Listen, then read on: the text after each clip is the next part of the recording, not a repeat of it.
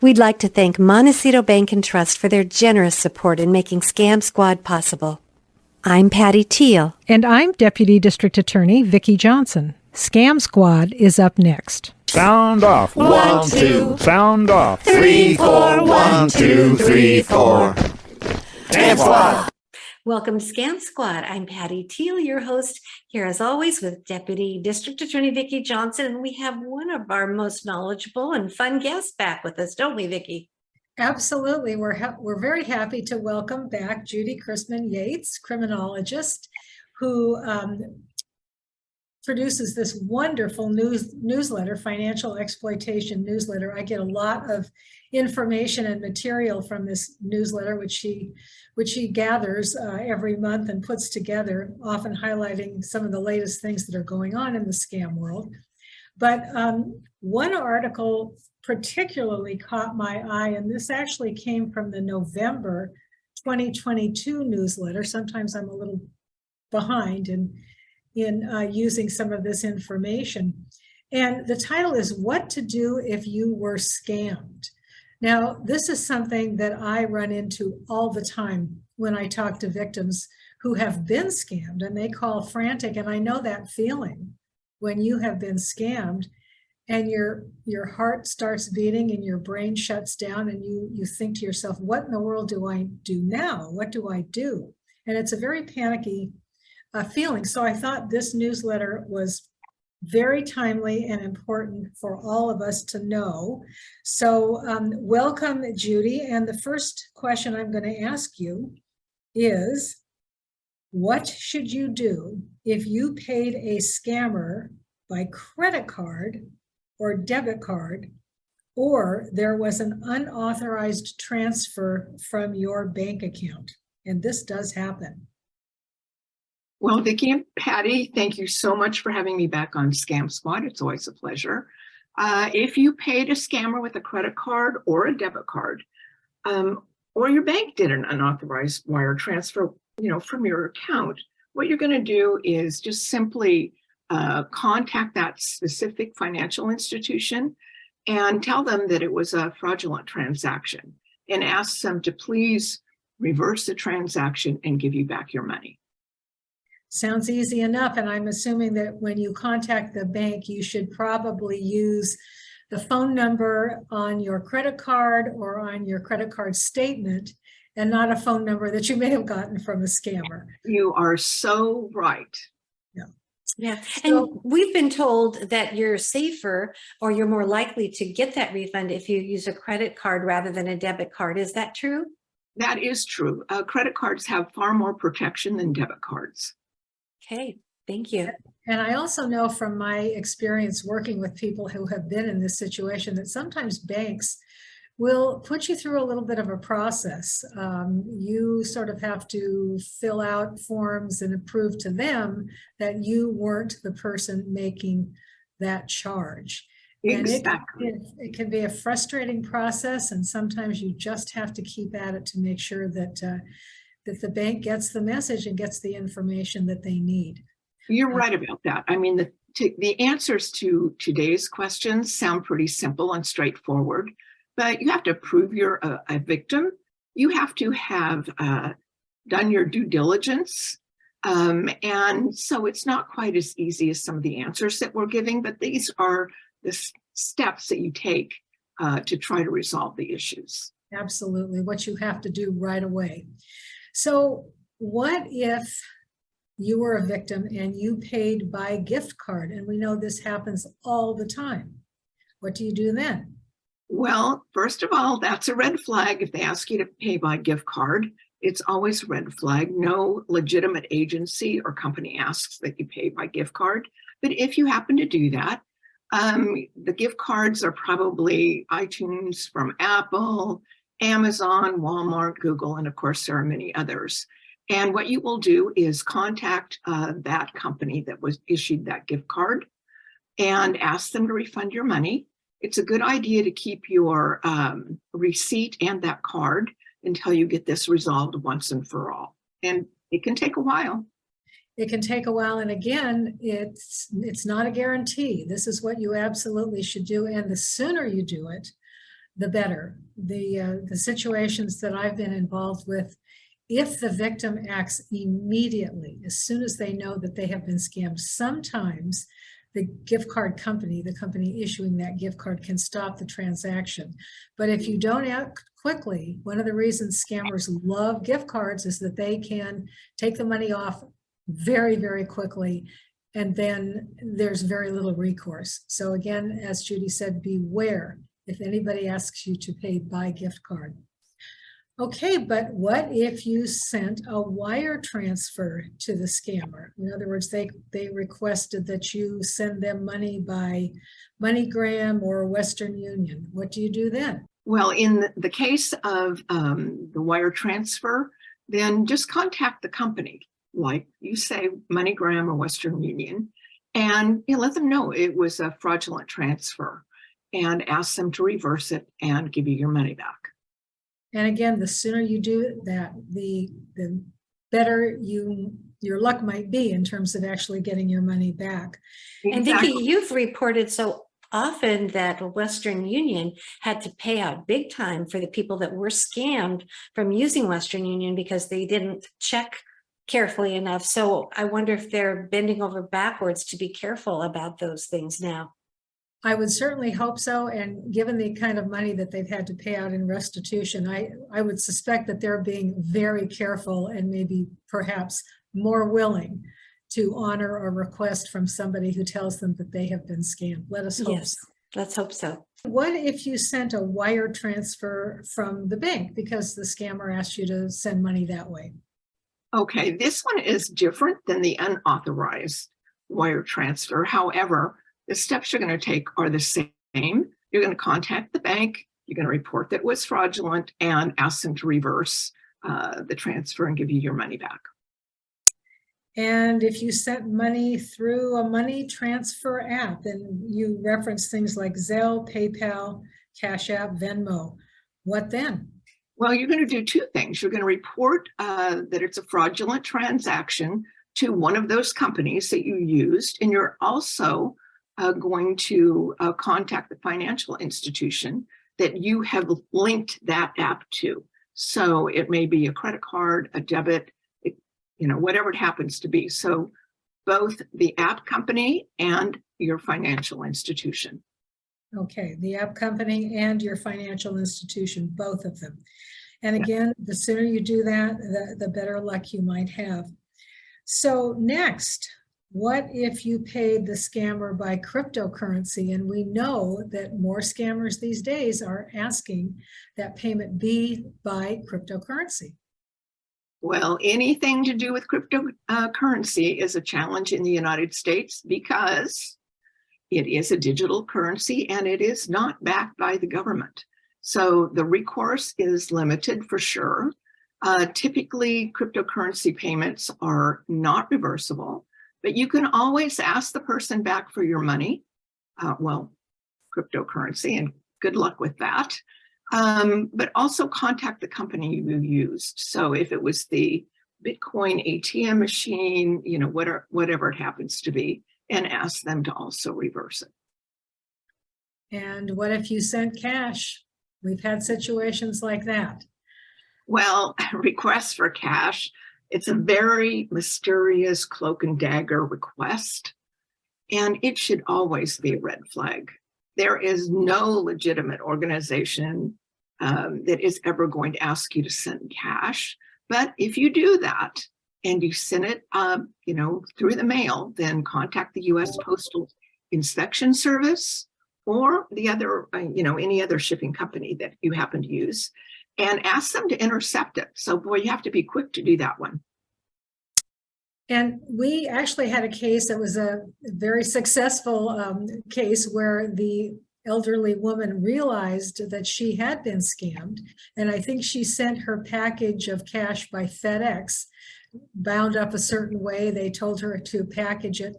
And the more she thought about it, the more she realized, wait a minute, this is a scam. She right away called FedEx. This was probably an hour later. And they were able to stop that money from going through to the recipient. So she was able to get her money back. So Great. this one, you have a better chance, because if you send it by the US Postal Service or by FedEx, it's going to take a longer time to get to the destination. And chances are those companies can stop that transfer. And I just want to add, if you pay an individual with cash who's selling something, get a receipt from them. I mean, it's kind of obvious, but it brings me back to when I was 16 years old and sold my car, and my dad kind of took over the sale and he got a receipt. Well, I didn't know to take the license plates off, and they got all kinds of tickets, and they issued a warrant for my dad's arrest because he was on the title of my car, but he had all the paperwork. He'd gotten a receipt. So anytime you pay cash for anything, or somebody pays you cash, get a receipt. Very, very good advice. So, Judy, now we've had a list of who to contact if we send money to a scammer and want to try and get our money back. But what if you gave the scammer your personal information? And again, I know with victims, this does strike fear in their heart when they call me and tell me, oh my gosh, I can't believe I did this, but I gave the scammer my social security number. What about that? What if you did make that mistake and give the scammer your social security number? Well, if a scammer has your social security number, there are many ramifications. So the simple recommendation is to go to a website called identitytheft.gov. One more time, that's identitytheft.gov. And there you'll be able to report it, and they'll give you steps on how you can recover from identity theft, because you are likely to be a victim of identity theft. Yeah. That's true. Once somebody has your social security number, they can do all kinds of damage to your finances and to your credit. So what if you gave the scammer your username and password, maybe thinking you were talking to a governmental agency? Well, immediately change your password and or your username. And then you're going to make a new password. It needs to be long and strong. Use only a one password per account. Never reuse your passwords. You might consider a password manager. So a password manager, the value of that is they give you a truly random long password, and the passwords are encrypted. You can add a multi-factor authentication, which is just a second verification, one more thing besides your password. And when you pick security questions or answers to those security questions, you need to be the only one that knows the answer. So if it's your mother's maiden name, we've given that to all kinds of people. So just be careful. Okay. So a password manager, what exactly is that? Is that an app that you put on your phone, or how does that work? Well, typically you pay for that. LastPass might be an example. So if you're going to buy one, you need to compare them and do your homework. But what it is they have all types of software that manage your passwords. And some of the managers allow you to use it across your phone, your computer, whatever it happens to be. And typically the way it works is once you have this, you create a one password. That's your master password. And everything else, you have to, put the work in.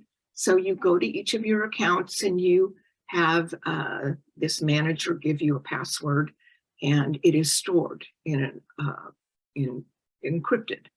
And but you only have to remember one password, and that's the master password. And of course, you need to make that really strong. Well, that's a wonderful solution, because you don't have to write down or remember all of these other passwords. You just have to remember the one, and the others are safely stored with your password manager. So I think that's a great idea. And multi-factor authentication. The way that works is the company has to offer you that option. Okay. And typically the most common two-factor is that it will notify you on your cell phone, or it'll email you a code that you type in, or they may even call you and give you the number and you have to type it in. Okay.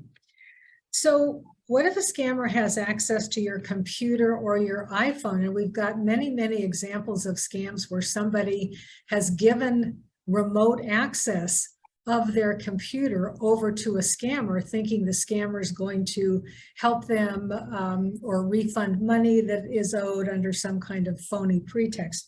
What then? You've given access to the computer to a scammer. What do you do?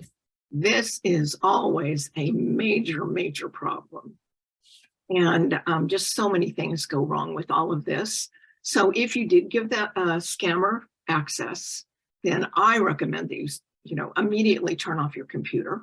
Okay. And you physically take your computer in to a local reputable computer fix-it place. And if you don't do that, at a minimum, you need to run scans on your computer to see what actions the scammer, what they did. Did they download all your photos? I mean, and by the way, that's what they usually do. They also, scammers usually add viruses and malicious code on your computer so that they will have access to it all the time. So like I say, I recommend you turn it off immediately and, physically take it in and have it analyzed and cleaned up. Yeah, Judy, we've had so many people who have given remote access who have been scammed on the show. We had one just a couple of weeks ago. But is it always obvious that you're giving remote access? The typical scam in the way that people give remote access is the one that is called the text scam, and they get a call or they get an email that says, your warranty is up, and if you pay X number of dollars, then we'll download the information for you. So you call them, you email them, and typically it's a phone call. And by the way, if you have clicked on pop-ups that have a virus in it, it may freeze your computer, or it may look like you have a frozen computer. It may have noises, bells may go off, flashing colors. At that point, believe me, turn off your computer. Don't do anything. And unplug it. Mm-hmm. Yes, totally, shut it down. Now, it turns out that in that particular case, if it was from a pop-up, you might be able to open your computer and turn it on, and it might have gone away. So it might not be a problem. But if it is still a problem, then I certainly recommend that you take it to a reputable organization. I know it's beyond me to clean it up, but you may be smart enough to be able to do that. But the scammers, not only do they get your money for that scam, you give them the credit card, your credit card number in advance, and they charge that. They have that right away. Now you give them remote access, and they can see everything that your camera has out there. And that's another thing. You might keep your camera covered up with a with a Post-it note or something like that, because that way, if somebody is looking at you or needs to be looking at you, like on a Zoom, they go, "Where are you? I don't see you." And you go, "Oh, let me take that Post-it note off." But scammers, I have had victims that can see their surroundings, and they can see if there are children's photos on the wall. They just know a lot about you. And that's really scary, because if they see your face, they can see if you're scared. They can see what you're about to do. So, remote access. Yeah, I guess what I was asking is, thank you, that was great information. But if somebody is asking you to press something on your computer and you press this button or that button or this tab or that tab, is it always obvious to the victim that they are giving remote access? Oh, definitely not. The scammers are really, really good. Okay. I mean, they are so organized. I mean, really, so sometimes you give them access and you don't even know you did it. Yes, because we're smarter than that, right? Right. They make it look like, this is something, and they're helping you, and oh no. Okay. You can't see if they start moving your mouse around, your pointer. You can watch them do it. Because I've had a situation where I've been given remote access to people who've helped me clean up my my computer or unlock it. Not scammers, actual real technicians. And you That's can good. see that they are moving the pointer around. So you're not doing it, they're doing it, and they tell you, I'm in your computer now, here's what I'm doing. But a legitimate technician helping you that way will tell you each step of the way, this is what I'm doing, give me permission to do it, and you say, okay, and you can see it happening. But I'm sure that when a scammer gets in there, you don't quite know what they're doing. They hide their work, the nefarious work. You're So, right. Judy, what if the scammer gets control of your cell phone number and your cell phone account? You ask a good question. So immediately contact your service provider and change your password. Okay. Now, we've talked about a lot of scams, Judy, and we've been over this before, but where should a victim report the scams that we have just talked about? Well, always report to the Federal Trade Commission. So ftc.gov will get you to where you report, which is called report fraud.ftc. But just go to ftc.gov. Also, if it includes or has anything to do with the internet, use the FBI ic3.gov. That's the internet complaint that the FBI has put together. And it's always a good idea to contact local law enforcement, because a lot of banks and other groups would like to see that police report. Sometimes the police are not going to do a lot for you, but you can ask that they make that report so that you can get a report number. Good advice. And we've said this many, many times before, and by giving the FTC and the FBI this information, it helps them build the data banks that they are going to need in order to put together a task force and find these scammers. So it's not a wasted effort, and the FBI is always encouraging me to tell our victims to report scams to them. So please do so. It does help. May not help you immediately. It may help you down the line. It may not help you, but it may help other victims once they catch up with these fraudsters.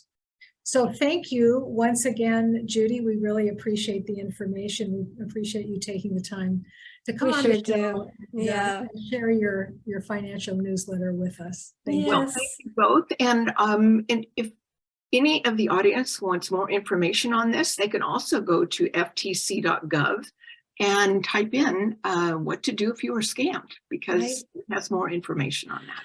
And if you happen to be listening on a Scam Squad YouTube channel or on a podcast, in the show notes, Judy was kind enough to type up the information that she shared today with the different contact information. So you might want to just print out that page and have it handy, stick it in a drawer. And if God forbid you do get scammed, you will know exactly what to do. In this day and age, one never knows. Vicki, did you say you had good news? Good news? I do have some good news. I have a couple of pieces of good news, and one of them follows right along with what we have been talking about today, and that is getting money back. And here is the headline that caught my eye, because we just don't see this headline very often, as Judy pointed out to us. Phone scam investigation results in forfeiture of nearly $3 million in cryptocurrency. So as Judy mentioned, you almost never get cryptocurrency back. But in this particular case, the scam involved fraudsters who pretended to be members of U.S. law enforcement agencies, and they spoofed the phone calls from these agencies so they looked legitimate. They told the victims that their identity had been compromised, and after gaining the victim's trust, told them that in order for their money to be safe, they needed to transfer money to these, quote, law enforcement agencies for safekeeping, and they would get their money back once the identity of the thieves were known. So the scammers, once they had the victim's money, they moved the money through various bank accounts and finally to a Bitcoin account. But somehow law enforcement got wind of what was going on, and law enforcement investigators were actually able to trace the money and get it back from the Bitcoin account. And I have to say, this is the first time I have heard of that happening. So I think that's really a It's amazing. News. It's amazing. And then the other article that caught my eye, this came from the Department of Justice, United States Department of Justice. And it's a news bulletin about a Florida man who was sentenced to 133 months, and that would be 11 years in prison, for his part in a telemarketing scheme that originated in Costa Rica and defrauded more than 400 victims, many of them older Americans, out of millions of dollars. And this was the sweepstakes scam, which we know can be just devastating for these victims, and they get caught up in it and they lose their life savings. So the scammers, once again, were posing as agents of the United States government, telling the victims that they'd won a big prize. But of course, in order to get their prize, they had to pay some upfront fees and taxes and so forth. And the scammer they caught was a money mule here in the United States who was funneling money from US victims to Costa Rica. But for us, the important part of this article was a quote. And this is from the Department of Justice, and here's what they said. The best method for prevention with these scams is by sharing information about the various types of elder fraud schemes with relatives, friends, neighbors, and other seniors who can use that information to protect themselves. So, Patty, that is exactly what we are doing on our show. Sure is. Yeah. We're trying to get the We're word out trying. there. And, I and know. according to the Department of Justice, this is the best way to stop these scams. That's good news. And I know a lot of people tell you that they would have fallen for a particular scam if it wasn't for the warnings we've been delivering. Absolutely. Yeah. So thank you. All right. Thank you, Vicki. Thank you, Judy. I think we gave a lot of information today. We did. Okay. Okay. Take care. Bye-bye, everybody. Bye. Bye. Thank you. Thank you.